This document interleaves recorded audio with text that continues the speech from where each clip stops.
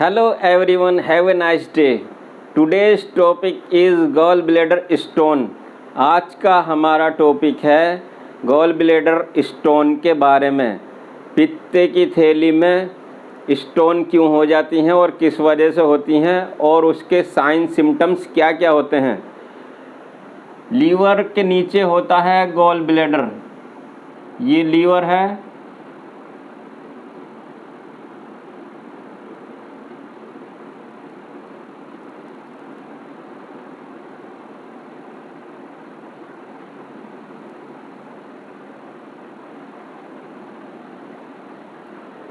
ये लीवर का स्ट्रक्चर है और इसके नीचे लीवर के स्ट्रक्चर के नीचे गॉल ब्लैडर होता है. इस तरह से ये छुपा हुआ होता है. जब इसमें स्टोन बन जाती हैं तो इसमें दर्द का एहसास होता है. और ये स्टोन किस चीज़ की होती हैं? सबसे पहले आता है टाइप किस चीज़ की होती हैं. ये स्टोन जो होती हैं 80% कोलेस्ट्रॉल की होती हैं और बाकी जो 20% होती हैं वो बिलिरुबिन की होती हैं और सॉल्ट वगैरह की होती हैं. बिलिरुबिन स्टोन और प्लस मिक्स्ड स्टोन.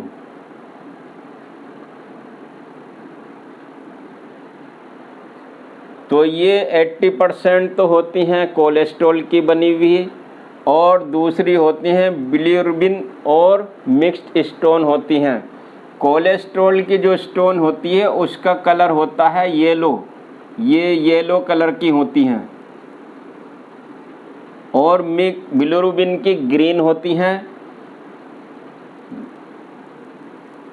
और मिक्स जो होती हैं वो ब्लैक भी हो सकती हैं और जो है वो दूसरे कलर की भी हो सकती हैं. ग्रीन, ब्लैक या मिक्स्ड कई कलर की हो सकती हैं. और ये जो स्टोन है इसका साइज़ जो होता है वो चने के दानों की बराबर से लेकर के गोल्फ की जो बॉल होती है उसके बराबर भी हो सकती है. पी साइज़ हो सकता है या गोल्फ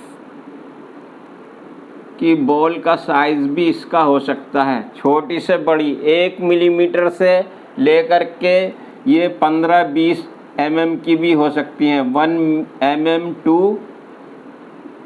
15 से 20 mm की भी हो सकती हैं. तो ये जो बनती हैं इसका क्या कॉज है? इसका कॉज होता है सबसे पहले हाई कोलेस्ट्रॉल पेशेंट का होना, जिसके कोलेस्ट्रॉल हाई होते हैं. हाइपरलिपिडीमिया होता है जिसको ओबेसिटी होती है. तो इसको ओबेसिटी, हाई कोलेस्ट्रॉल लेवल,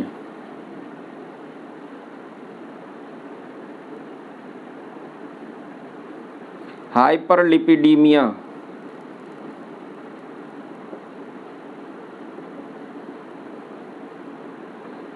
इन वजह से ये स्टोन बन जाया करती हैं.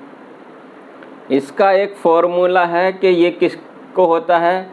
फैटी, फर्टाइल, फैट और फैमिली हिस्ट्री. जो लोग मोटे होते हैं, फैटी होते हैं और प्रेग्नेंट लेडी को भी ये हो सकती हैं. और जो 40+ एज के होते हैं, 40+ एज, उनमें भी ये देखने को मिल सकती हैं या हो सकती हैं. और किसी किसी में फैमिली हिस्ट्री भी मिल सकती है. इनकी फैमिली हिस्ट्री. और इसका एक और रीज़न है, जो लोग ज़्यादा मीठी चीज़ें खाते हैं, स्वीट्स खाते हैं, उनको भी ये हो जाया करता है. तो ये और सिम्टम्स क्या होंगे जब ये जो स्टोन बन जाएगी. तो स्टोन का एक हमने स्ट्रक्चर दिखाया थोड़ा सा, ये बना करके इसका डायग्राम दिखाया. एक और हम दिखाएंगे इसको बड़ी करके थोड़ा सा. तो यहाँ पर एक लीवर और बनाते हैं। ये लीवर बन गया।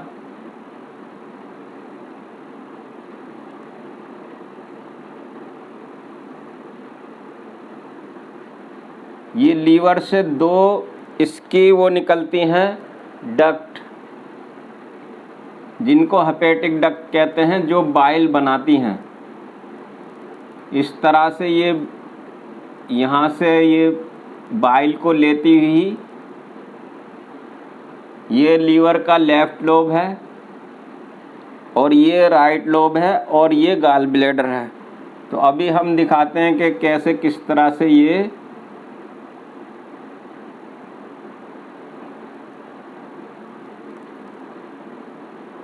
इस तरह से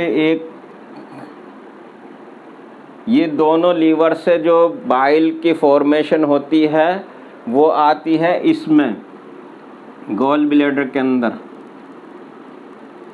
ये गॉल ब्लैडर है और ये एक और डक्ट निकलती है नीचे को, इनको बोलते हैं हेपेटिक डक्ट। ये लेफ्ट लोब हो गया लीवर का, ये राइट लोब हो गया, ये हो गया गॉल ब्लैडर।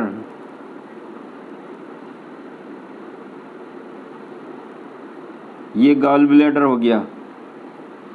अब ये जो हेपेटिक डक्ट बोलेंगे,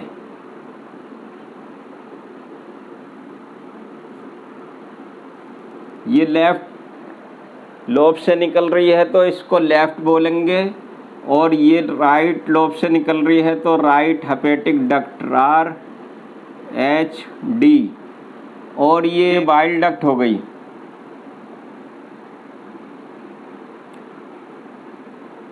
अब ये वाली जो इसके बाद निकलती है डक्ट गॉल ब्लैडर के बाद, और ये जाती कहाँ है? ये जाती है ड्यूडिनम में। ड्यूडिनम में इस तरह से ये ओपन होती है जा करके।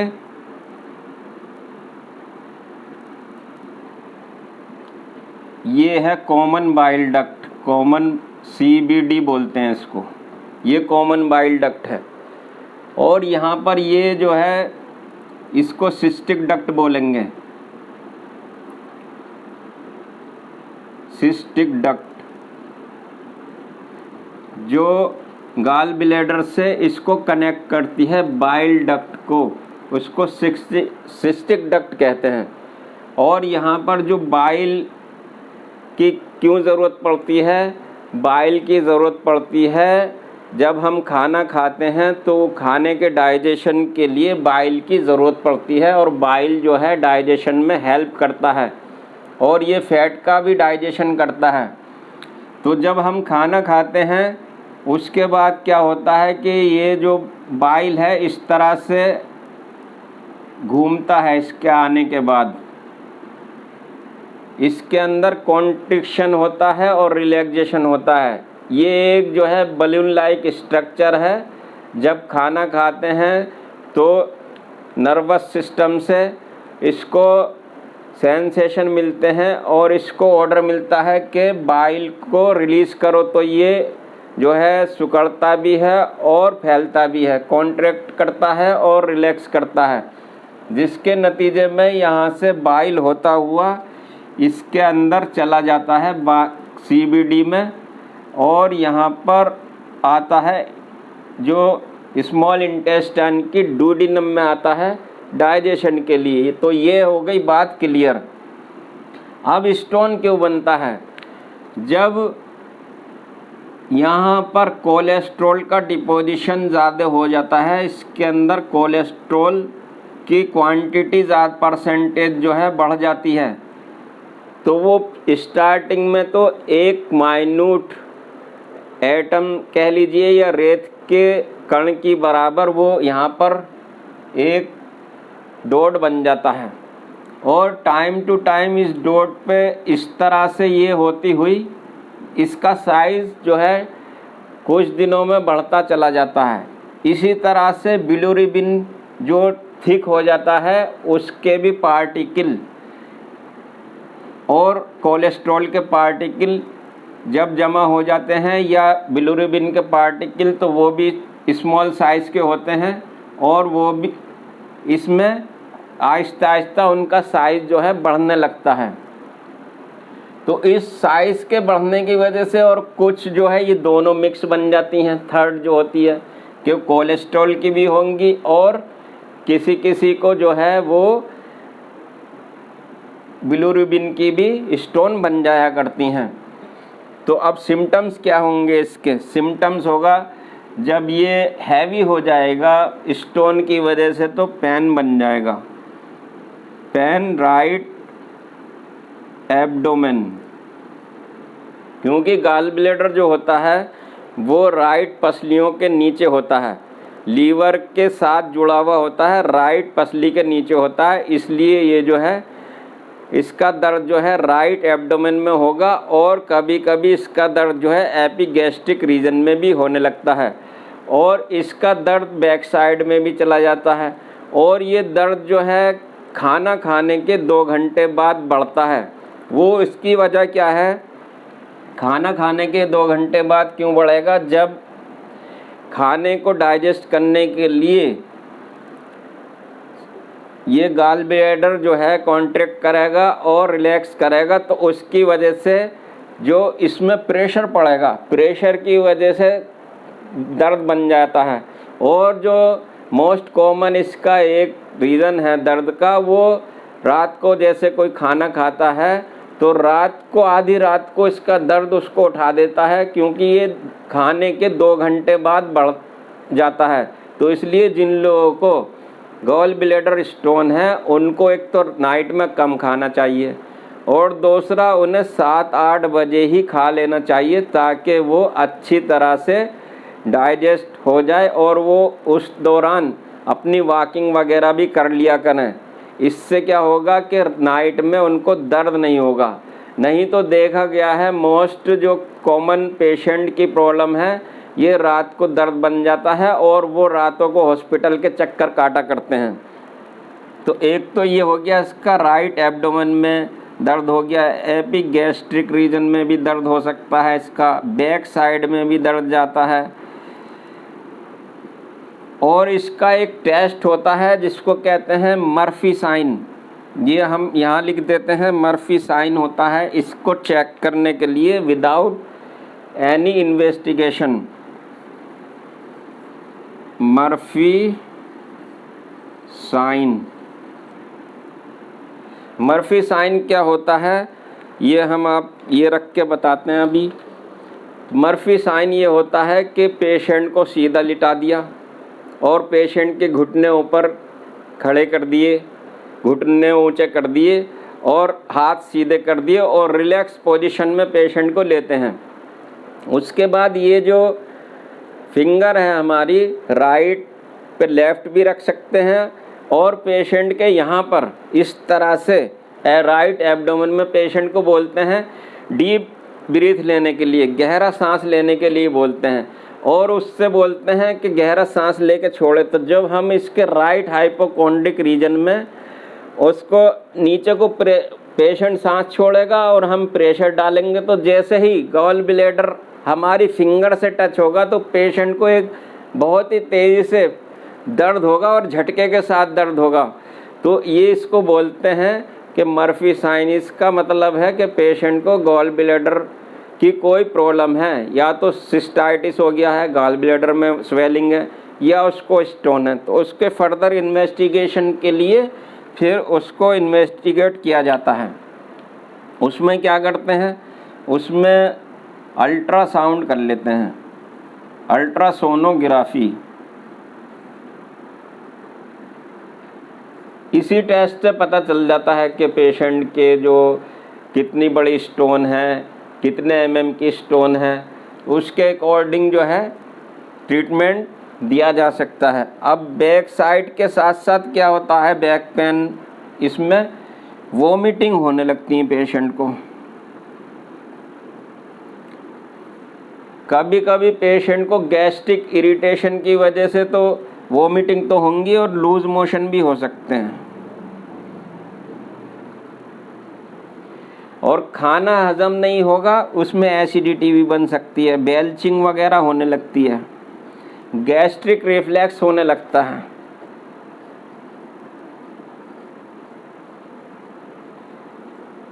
जो खाना खाता है पेशेंट, वो बाहर निकलने के लिए उबकाइयाँ, नॉजिएटिक फीलिंग होने लगती है। तो इस तरह के, और अगर इसमें इन्फेक्शन हो जाए किसी वजह से बैक्टीरिया का, तो फीवर भी हो जाएगा पेशेंट को।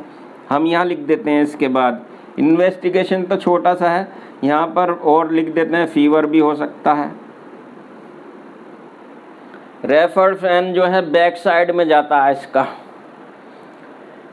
फीवर होने पर जो है पेशेंट को बॉडी पेन होगा, बॉडी एक होगा, हेड एक भी हो सकता है और पूरी मसल्स पेन भी हो सकता है। तो वो उसके बाद है, जब अगर फीवर होता है, बॉडी एक, मस्कुलर पेन,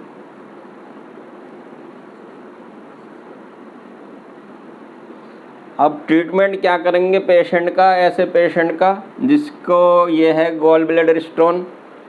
अगर शुरुआती स्टेज है और पेशेंट की एज भी कम है, तो इसमें मेडिसिन से ट्राई करेंगे कि मेडिसिन दे करके पेशेंट का ट्रीटमेंट किया जाए। तो ओनली मेडिसिन देंगे, और अगर वॉमिटिंग है तो एंटी एमेटिक देंगे,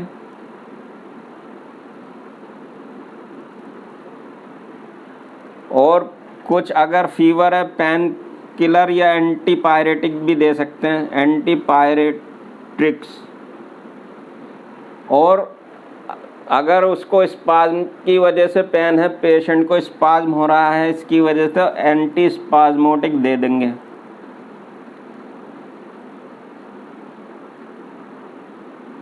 स्पाज्मोटिक टैबलेट या कुछ और इसके अलावा ये जो हम ट्रीटमेंट बता रहे हैं, ये पेशेंट को सेल्फ ट्रीटमेंट नहीं करना है। ये ट्रीटमेंट जो है अंडर मेडिकल सुपरविज़न में होना चाहिए और डॉक्टर से ही ट्रीटमेंट लेना चाहिए। सेल्फ ट्रीटमेंट नहीं लेना चाहिए। ये अपने फैमिली डॉक्टर से या किसी भी अच्छे डॉक्टर से आप ट्रीटमेंट ले सकते हैं। तो इसमें ये जो सिर्फ नॉलेज पर्पस से है, हमने जो बता रहे हैं।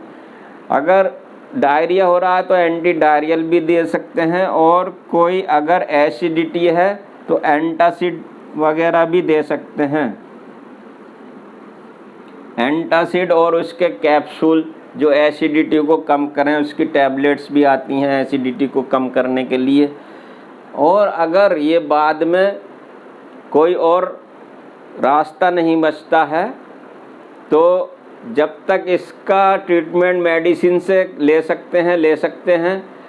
और हमने अभी बताया कि अगर एज कम है तो गॉल ब्लैडर के ऑपरेशन की जल्दी से ज़रूरत नहीं होती है, और इससे थोड़ा सा बच जाए तो अच्छा है।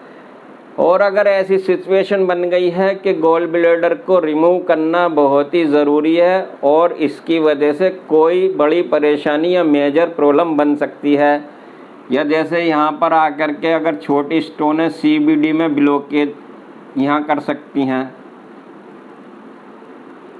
या गॉल ब्लैडर के रप्चर होने की कोई पॉसिबिलिटी है, गॉल ब्लैडर फट सकता है। तो ऐसी कंडीशन बनने से पहले ही गॉल ब्लैडर को सर्जिकली रिमूव कराया जा सकता है।